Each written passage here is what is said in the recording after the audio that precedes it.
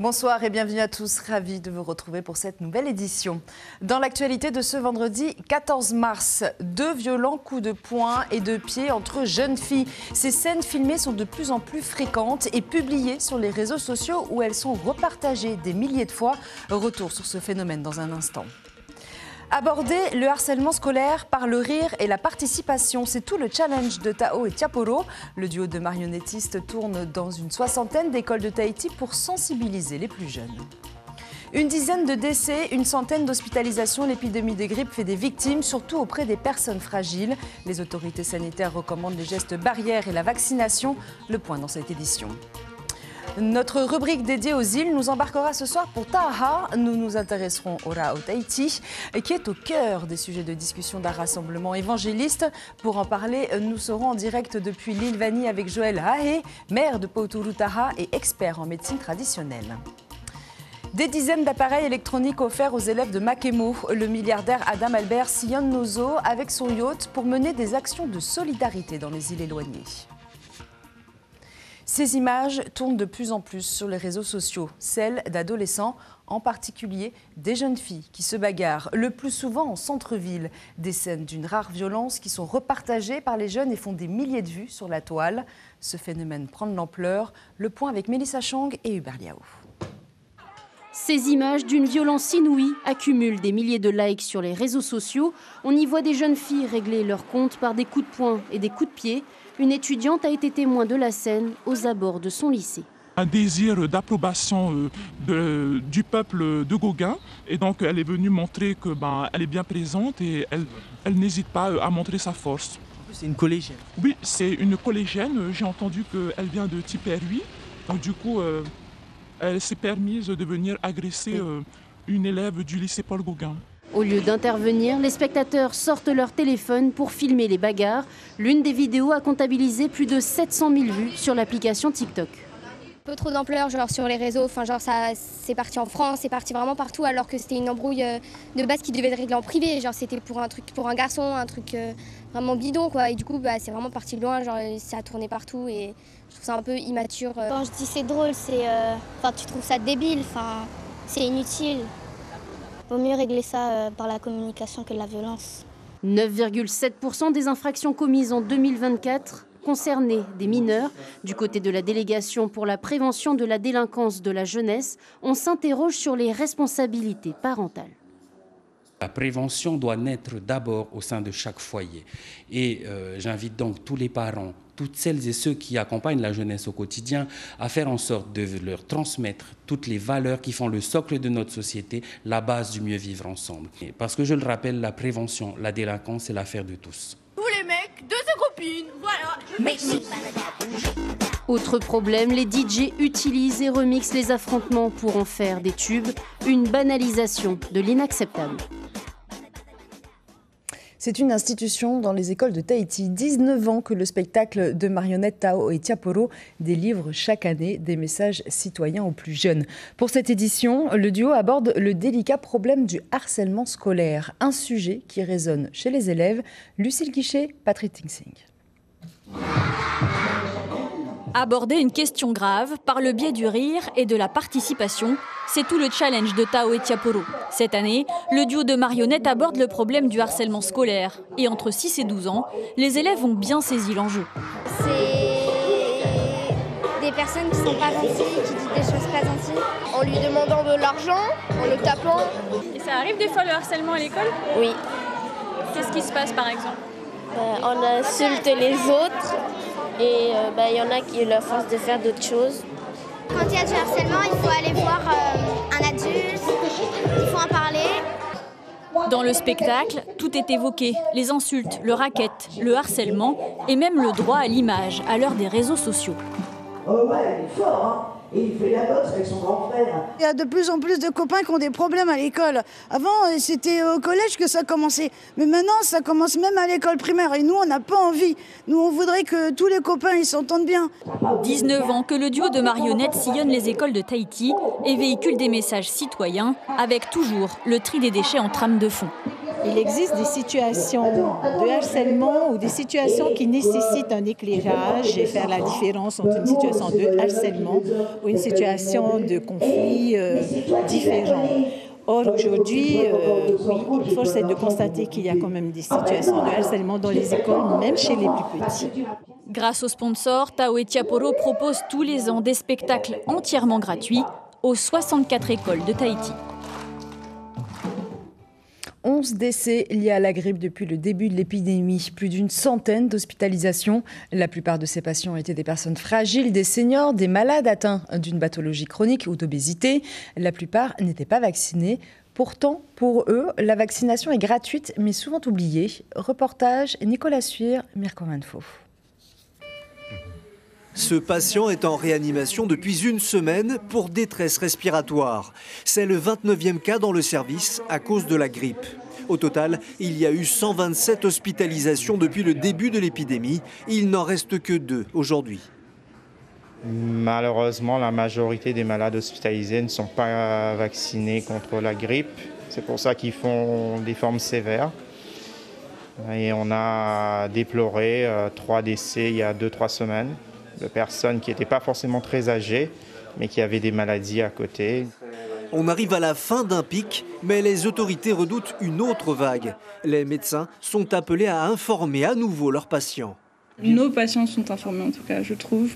Après, je ne sais pas si c'est quelque chose qui est très répandu. Et il y a aussi beaucoup de gens qui ne savent pas qu'ils sont à risque de faire la grippe ou des complications de la grippe.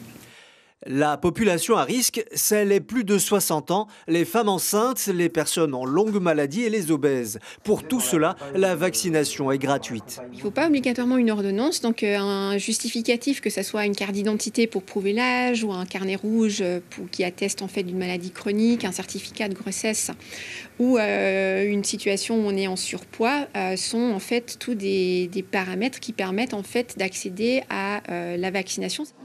1 millier de personnes a été vaccinées suite à la campagne mobile il y a quelques semaines. Là encore, beaucoup ne pensaient pas faire partie de la population à risque. La direction de la santé analyse sa dernière campagne médiatique pour réfléchir à d'éventuelles améliorations. Et prenons le large à présent vers Taha, où le Ra'au Tahiti, la médecine traditionnelle, était à l'honneur aujourd'hui à l'occasion du renouvellement du bureau des évangélistes du 4e arrondissement. La pratique est encore très ancrée chez plus de la moitié des Polynésiens, même si elle décroît avec les générations. Reportage Itimanaki. F'aura Tenun'a traduisait par soigner le peuple. Un renouvellement du bureau particulier ce matin à Huripiti pour les évangélistes protestants des îles sous le vent. Une matinée basée sur la transmission et le partage de ces remèdes ancestraux. Ils étaient 4 intervenants de l'île à présenter leurs remèdes, une nouveauté appréciée par les membres présents sur place. Selon ce que nous avons eu aujourd'hui ici à Marotétois, c'est vrai qu'il y a les médicaments que l'on prend tous les jours, mais le remède traditionnel a une importance pour le Maui. Bien avant d'avoir mes enfants, j'ai commencé à planter du aouté, des croûtons, la canne à sucre. Tout ça, c'est pour être prête à la venue d'un enfant dans ce monde, pour avoir notre médicament tahitien. Le Ra'auhe Apa qui nettoie le système immunitaire ou encore le Ra'au Omha Ofei qui traite les calculs rénaux, bref, une diversité lors de cette rencontre. Oui, mais voilà, c'est une pratique qui se perd de nos jours, mais heureusement, pas complètement, surtout dans les familles qui préparent ces différentes potions. Je suis venu avec mon petit-fils pour qu'il apprenne et qu'il puisse me remplacer un jour. Mais aujourd'hui, je présente un remède pour les calculs rénaux et les reins. L'occasion pour eux de voir, d'apprendre et de comprendre ce que ces remèdes peuvent apporter. Ce qui est sûr, c'est que des études ont été lancées par une équipe locale afin de déterminer avec précision quelles sont les différentes propriétés de nos plantes médicinales. Et place à présent notre rubrique dédiée aux îles Te Hono Tahamotu.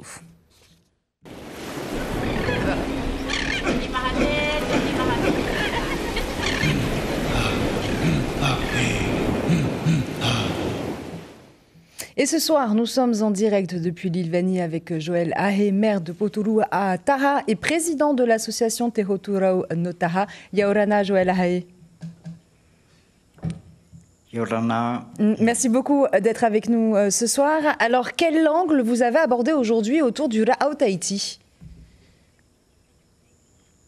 Alors, il y a eu un rassemblement des protestants au niveau des soulevants et on a profité de l'occasion de mettre en valeur nos Ra'au Tahiti. Alors, ça s'est passé en deux phases. On peut dire la partie préparation des Ra'au avec les mamas praticiennes et la partie technique de culture que j'ai pu exposer au niveau des participants des soulevants. D'accord, alors justement, il y a des études qui montrent que la moitié des Polynésiens ont encore recours au Ra'au Tahiti.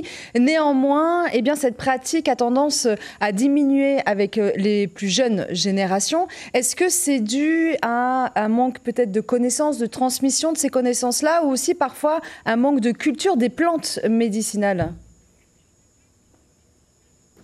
Alors, il y a plusieurs facteurs. Il y a cette communication en interne des familles qui détiennent des recettes de Ra'au Tahiti et il y a la partie multiplication des plantes. Je me suis spécialisé un peu là-dedans et je pense avec la collaboration des techniciens, des biochimistes de l'Institut Pasteur, des docteurs tels que Tante Para, Tante Biarès de Moorea.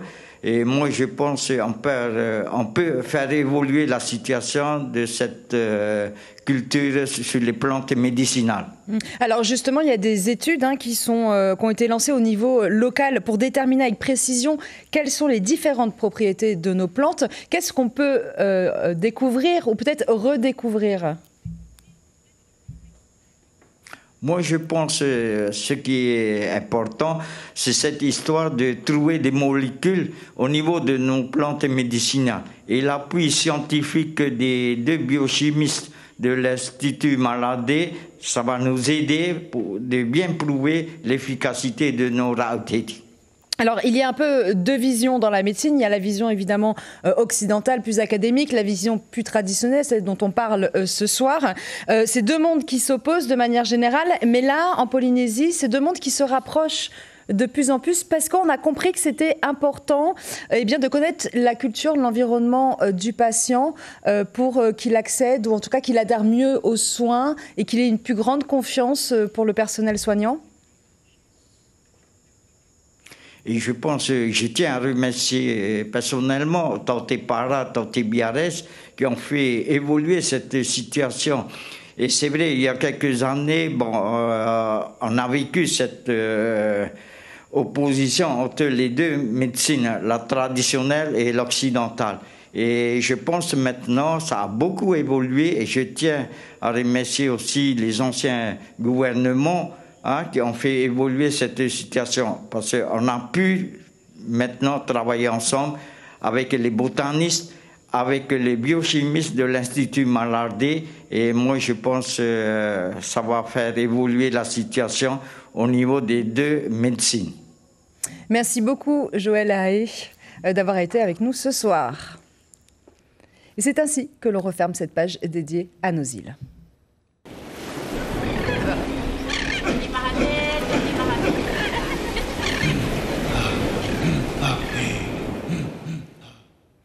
Les maths hors les murs, c'est le thème de la toute première édition de la semaine des mathématiques organisée par le lycée Diadème. L'idée, insuffler une dynamique nouvelle, proposer une image moderne et attractive de la discipline.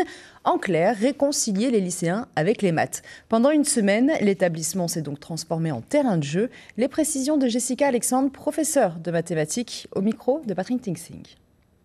Ça nous permet de faire découvrir le plaisir de faire des mathématiques de façon plus concrète et plus ludique. Et donc l'ensemble de l'équipe pédagogique a vraiment adhéré à ce projet, à cette initiative, parce qu'on est convaincus tous ensemble qu'il faut proposer des approches didactiques qui soient variées et différenciées.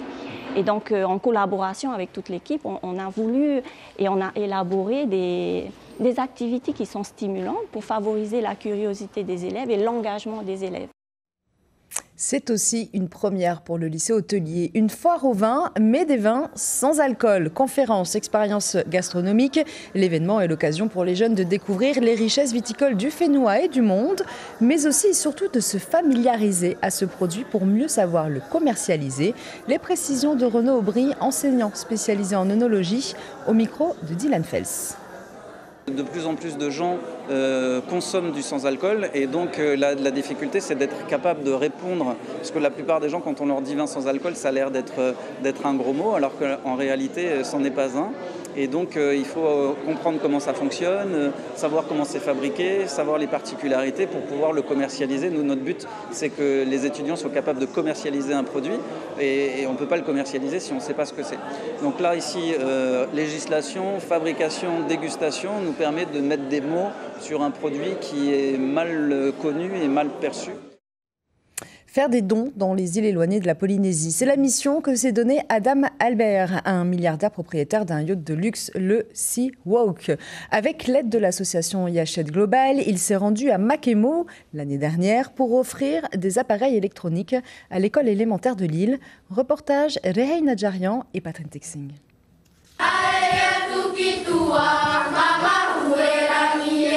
Accueil traditionnel à Makemo pour remercier Adam Alpert, le propriétaire du Sea Hawk. En avril dernier, il décide d'offrir une dizaine d'appareils électroniques à l'école élémentaire de l'île. iPad, ordinateur, une expérience inoubliable pour celui qui a fait fortune dans la recherche médicale. C'est une opportunité unique pour en apprendre davantage sur la population locale et sa culture.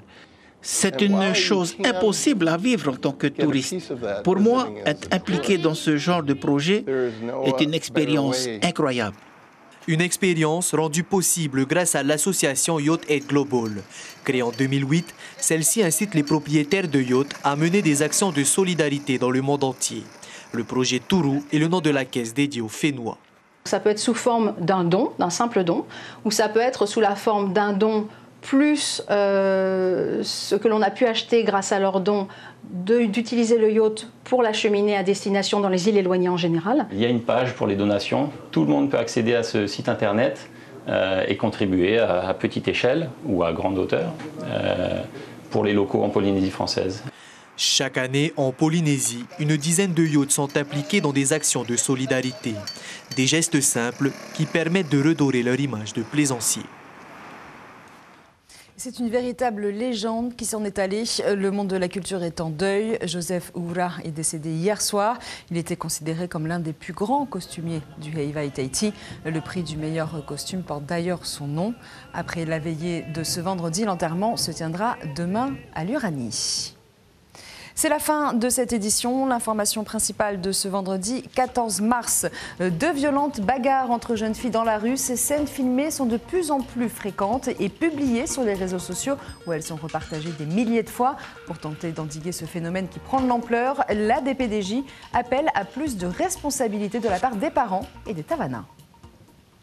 Le programme de votre soirée sur la première, le téléfilm Meurtre sans victime, suivi du documentaire Elle, qui fera un focus ce soir sur Tiare Trompette et Vaiana Mahinui. On se quitte avec les belles images de l'éclipse de lune qui s'est déroulée hier soir, des images immortalisées par Patrick Texing et Teiva Ribé. Très belle soirée à tous et à demain.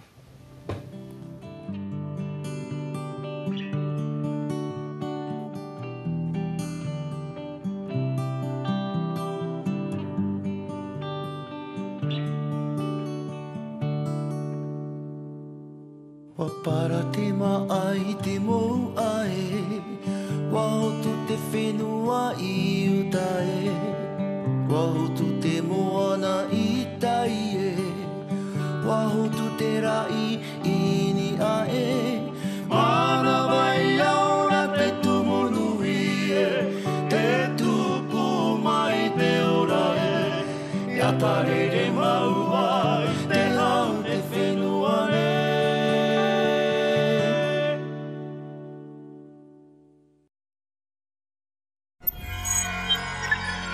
Retrouvez ce programme en replay sur notre site internet.